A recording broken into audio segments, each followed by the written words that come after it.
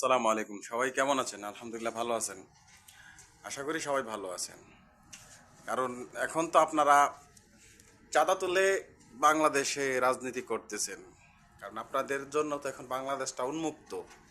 আওয়ামী লীগের সেই ছাত্রলীগরা তো আর নাই যারা আপনাকে দৌড়ানি দেবে, আপনাদেরকে দৌড়ানি দেবে। আপনারা আপনাদের যেই নেতাকে নিয়ে রাজনীতি করতে চাচ্ছেন বা যেই নেতার কে ভোর করে বা যেই নেতার কথা মতো আপনারা কাজ করছেন, আপনারা কি মনে আছে আপনাদের সেই নেতা বাংলাদেশে কেন আসে না? আপনার নেতাকে একবার জিজ্ঞেস করে দেখেন তো কেন আসে না আপনার নেতারা? আপনারা যে এই চাঁদাবাজি করতেছেন এবং এই টাকা তুলে লন্ডনে পাঠাচ্ছেন, তিনি বসে বসে সেখান থেকে এই চাঁদার ভাগিদার ভাগ নিচ্ছে। আপনার নেতারা তো, আপনাদের যে নেতা তিনি তো নিজেই ইস্তফা দিয়ে বাংলাদেশ থেকে চলে গেছেন। বাংলাদেশে কখনো সে রাজনীতি করবে না। মুসলেখা দিয়ে যায় নাই, মুসলেখা দিয়ে গেছে। সেই জন্যই সে বাংলাদেশে আসতে পারে না, আর বাংলাদেশে সে আসবেও না। এবং তার রাজসাক্ষী তার মা, সাবেক প্রধানমন্ত্রী বেগম খালেদা জিয়া। তাই বলি, এত লাফালাফি করবেন না। নেতাকে নিয়ে আসবেন বাংলাদেশে রাজনীতি করার জন্য, আনেন না দেখি।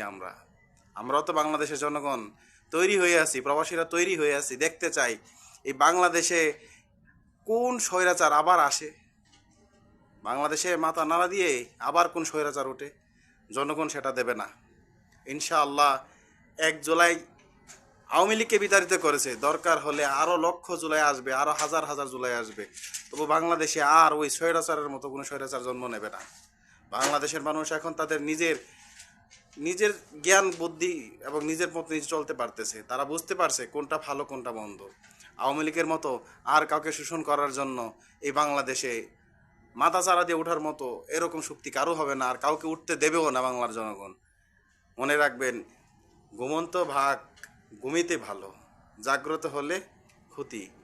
বাংলাদেশের জনগণ এখন জাগ্রত আছে।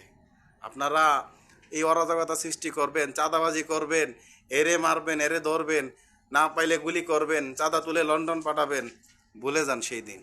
যা করতেছেন তার পরিণতি খুব ভয়াবহ হবে। বিএনপির পতন অতি সন্নিকটে, অতি সন্নিকটে আপনাদের পতন। আর বেশি কিছু বললাম না।